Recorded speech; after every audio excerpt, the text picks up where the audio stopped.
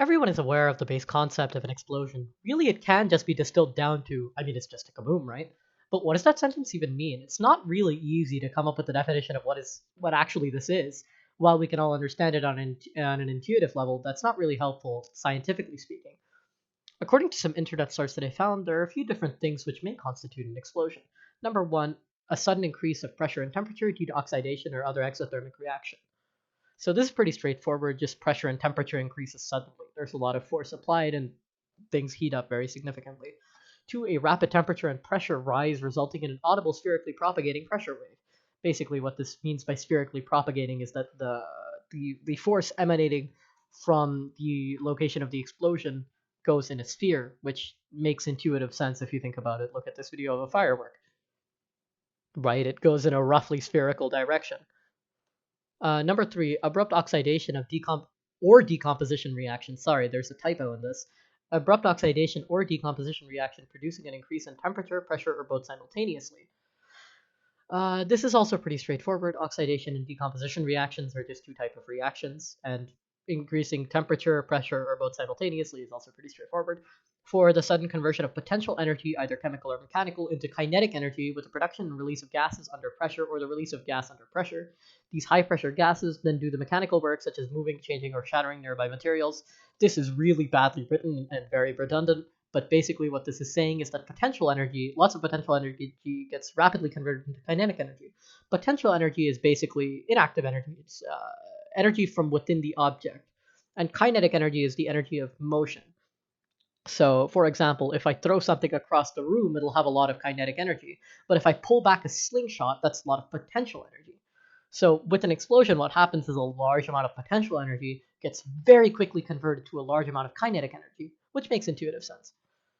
Six, a self-sustained combustion of a gas mixture, flammable plus oxidizing gas, which releases energy as a heat and shock wave.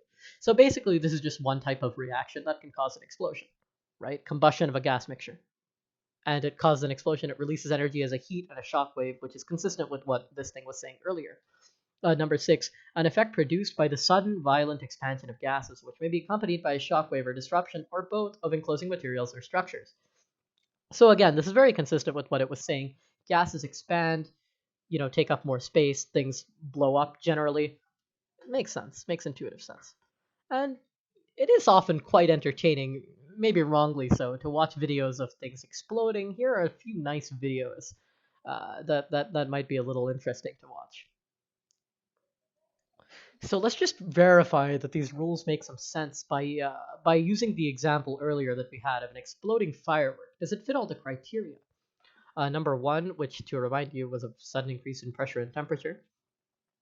Yes, obviously it's true. The colors in the firework come when the firework burns, which is obviously a sudden increase of temperature.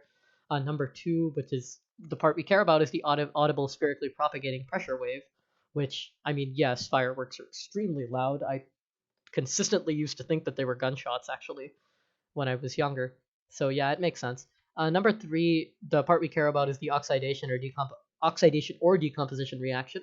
Most fireworks are oxidation reactions, so yeah, this works.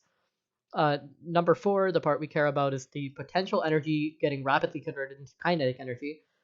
This is obviously true, as evidenced by the fact that the firework blew up, right? A lot of the passive energy in the firework gets converted to active energy when the thing goes and explodes. Number five, we skipped. Number six is the self-sustained combustion of a gas mixture, flammable plus oxidizing gas, which releases energy as a heat and shock wave. I don't know how applicable this is, so we're just gonna ignore it. Number seven, which is an effect produced by the sudden violent expansion of gases, which may be accompanied by shockwave or disruption of both of enclosing materials and structures. I don't know enough about fireworks to know if this applies, so we're just ignoring this one. So if we were to summarize these points in a way that made more, intuitive sense, probably what I'd say is it's just a lot of energy emanating from a single point in space, or rather just a single location. It's pretty much, the easiest, most rigorous way to think about an explosion that is easily intuitable. So now that we've cleared the obstacle of defining what an explosion is, we can talk about their characteristics.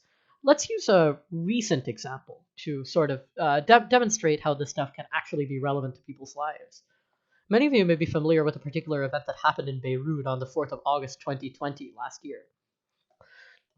There was a major ammonium nitrate explosion. The impact was quite devastating. Here's actually a Reddit post from someone who supposedly was 5 kilometers away from the quote atomic-like explosion that happened in Beirut. Just so you can get a little bit of a picture of the degree of devastation.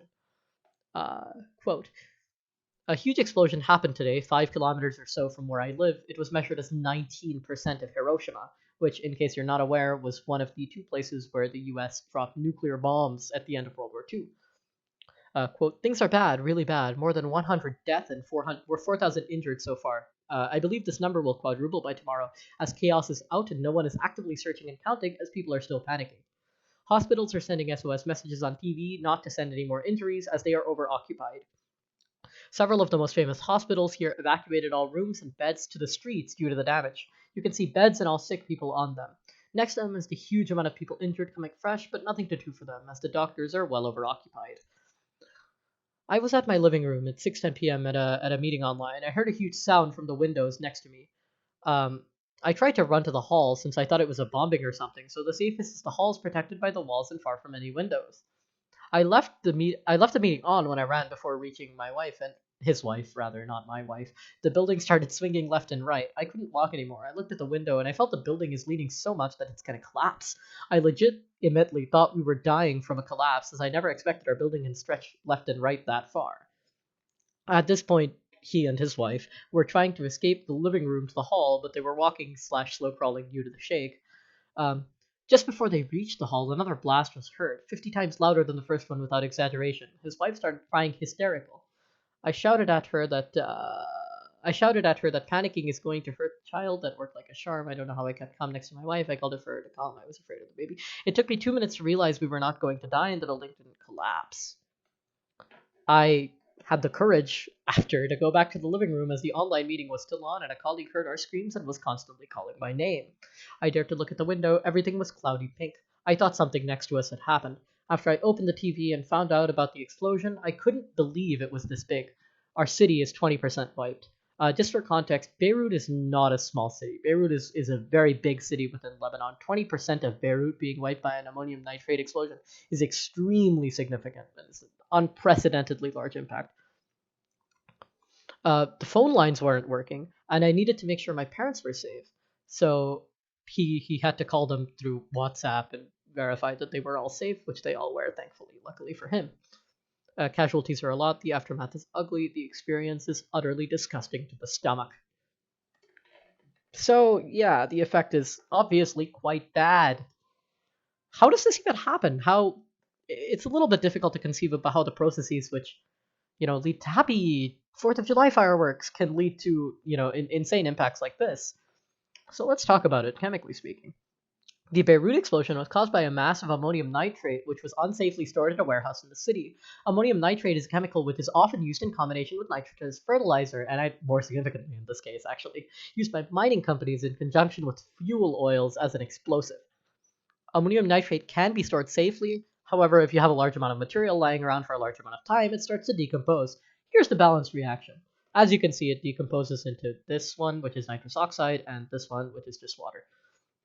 There is an alternative reaction, by the way, but it only happens at above 300 degrees Celsius. And given that people live in Beirut, I don't think they reach above 300 degrees Celsius, so I'm just ignoring it.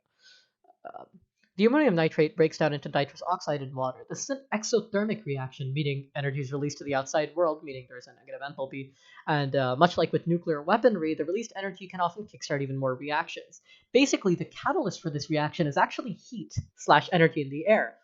So what happens is, since this reaction is exothermic, the energy in the air triggers a reaction, which releases more energy into the air, which triggers another reaction, which releases, etc., right? This thing just spirals out of control really, really quickly as increasingly huge amounts of energy are released into the air.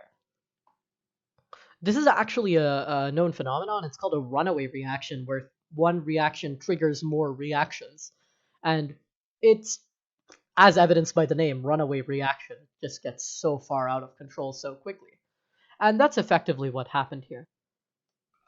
By the way, if anyone was wondering how it was ignited, apparently they were doing welding somewhere close to the ammonium nitrate storage, and like some spark got in or something, triggered the first explosion, and just a small amount of reactions triggered everything and caused this absolute devastation.